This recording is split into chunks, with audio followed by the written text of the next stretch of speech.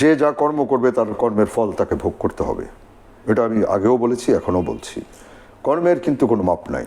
আপনি অন্যায় করবেন, অন্যায় করে বেঁচে যাবেন, এটা হবে না। তবে আমি একটা জিনিস চাই, যেটা হলো আমাদের শিল্পী এবং আমাদের কলাকুশলী যারা আছে, দয়া করে আপনারা আর বিভাজন তৈরি করবেন না।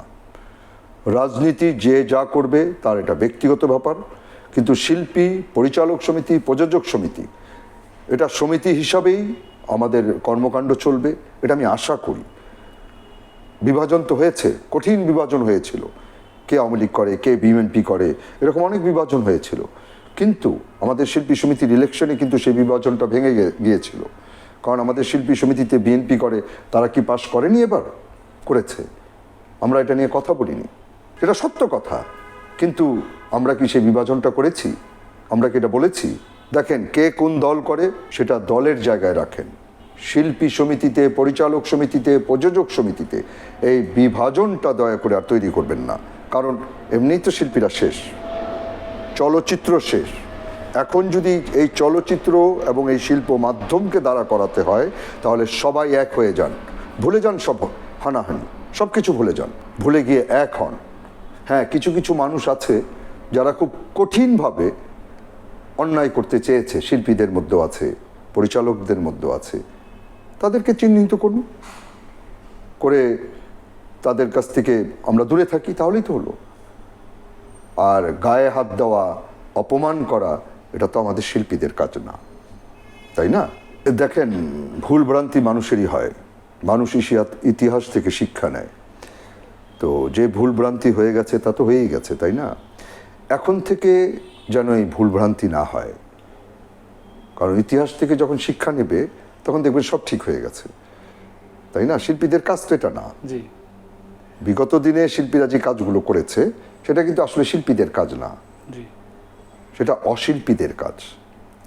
তো এখন শিল্পীরা এগুলো তো দেখেছে, এই স্বৈরাচার সরকারের বিরুদ্ধে জনগণ, ছাত্ররা যেভাবে নেমেছে, বিশেষ করে ছাত্ররা যা করেছে, বললাম তো এটা আমি ৭১-এর যুদ্ধ এখানে স্তম্ভিত হয়ে গেছে। কারণ ৭১-এর যুদ্ধটা কিন্তু মুক্তিযোদ্ধাদের কাছে অস্ত্র ছিল, আমাদের বাচ্চাদের কাছে কিন্তু কোনো অস্ত্র ছিল না, শুধু লাঠি ছিল, তারা লাঠি দিয়ে স্বাধীন করেছে। তো আরও তো পরিস্থিতি দেখতে হবে, আরও তো সময় আছে। তবে এই দেশটাকে যদি সুন্দর করতে হয়, যদি আসলে সঠিক পথে নিয়ে যেতে হয়, তাহলে এই যে 7টা ছাত্র যারা সমন্বয়, এরা যদি একটা রাজনৈতিক দল গঠন করে যদি এরা ইলেকশনে আসে, আমার বিশ্বাস তারা পাশ করবে এবং দেশটা সুন্দর হবে। না হলে কিন্তু যেই লাউ সেই কদু হয়ে যাবে। আচ্ছা, কান্না সব কিছুর জন্যই হতে পারত। প্রথম কান্না উচিত ছিল যেই ছাত্ররা, আমার বাচ্চারা যারা মারা গেছে, তাদের জন্য প্রথম কান্না করা উচিত ছিল।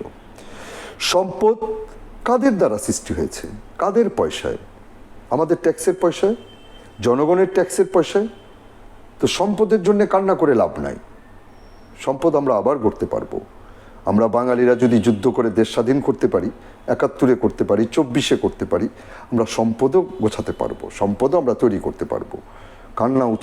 কান্না উচিত ছিল সেই বাচ্চাগুলির জন্যে, কান্না করা উচিত ছিল সেই বাচ্চার মাদের জন্যে। তো আমি এদের সম্বন্ধে আসলে কি বলবো, আমার আসলে কিছু বলার নেই। কারণ কিছু বললে আগে বলা হতো রাজাকার। ভাই, আমি মুক্তিযোদ্ধার সন্তান, আমি নিজেও একজন মুক্তিযোদ্ধা, আমার ফ্যামিলির কয়েকশো মুক্তিযোদ্ধা আছে। কই, আমি তো কখনো মুক্তিযোদ্ধার বড়াই দেখাইনি। কথা বললেই রাজাকার হয়ে যাব।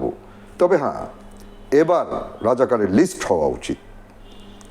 আমি চাচ্ছি, কারা সংগ্রাম করেছে এটা আমরা দেখেছি, এটা মাথায় না নিয়ে আমি ছাত্রদেরকে বলবো, জনগণকে বলবো যে আপনারা রাজাকারের লিস্ট তৈরি করুন। এই ২৪-এর যারা রাজাকার, তাদের লিস্টটা তৈরি করুন, যেন পৃথিবী যতদিন বেঁচে থাকবে এরা যে রাজাকারে কাজ করেছে, এরা যে শিশুদের উপর অত্যাচার করেছে, এই নামগুলো থেকে যাবে।